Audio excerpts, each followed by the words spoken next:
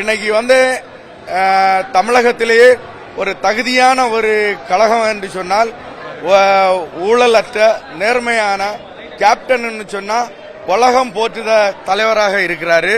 இன்னைக்கு சில நாட்களுக்கு முன்னே தவறான ஒரு வதந்திகளை எல்லாம் பரப்புனாங்க. அதையும் மீறி கம்பீரமாக இன்னைக்கு செயற்குழு கூட்டத்திற்கு 18வது செயற்குழு கூட்டத்திற்கு வந்திருக்கிறாரு.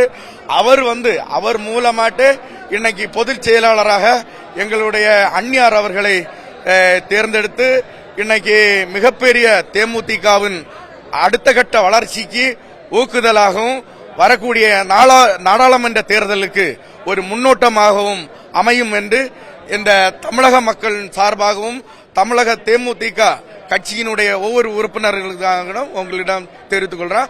அவரை பார்த்தது அனைவருக்கும் பெரும் மகிழ்ச்சியாக இருக்கு. நாங்க நல்ல சந்தோஷமாக பார்த்தோம், மகிழ்ச்சி கொள்றோம். அவர் இன்னைக்கு தலைவராக தான் இருக்கிறார். தேசிய முற்போக்கு திராவிட கழகத்தினுடைய தலைவராக கேப்டன் செயல்படுகிறார்கள். இப்ப பொதுச் செயலாளர் என்ற ஒரு பதவியை பொருளாளர் கையில ஒப்படைச்சிருக்காங்க. அது கட்சி சார்பாகவும் எங்கள் ஒட்டுமொத்தமாகவும் நாங்க வரவேற்கிறோம்.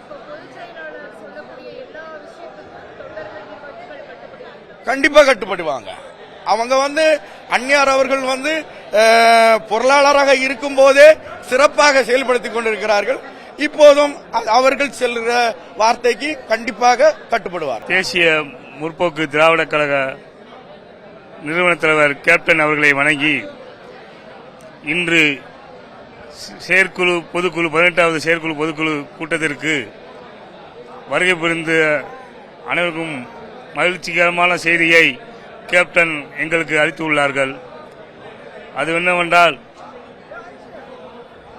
திருமதி எங்களின் அந்நியார் அவர்கள் கழகத்தின் பொதுச் செயலாளராக நியமனம் செய்துள்ளார். கேப்டன் அவர்களுக்கு நன்றியும் அந்நியார் அவர்களுக்கு வாழ்த்துக்களும் தெரிவித்துக் கொள்கிறோம். கேப்டனை போல அந்நியார் அவர்களிலும் பணி வெகு சிறப்பாக நடைபெறும்.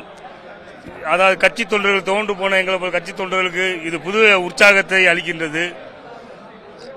தேசிய முற்போக்கு திராவிட கழகம் அழிந்துவிடும் என்று கூறிய அனைவருக்கும் ஒன்றை பதிவு பண்ணிக்கிறோம்.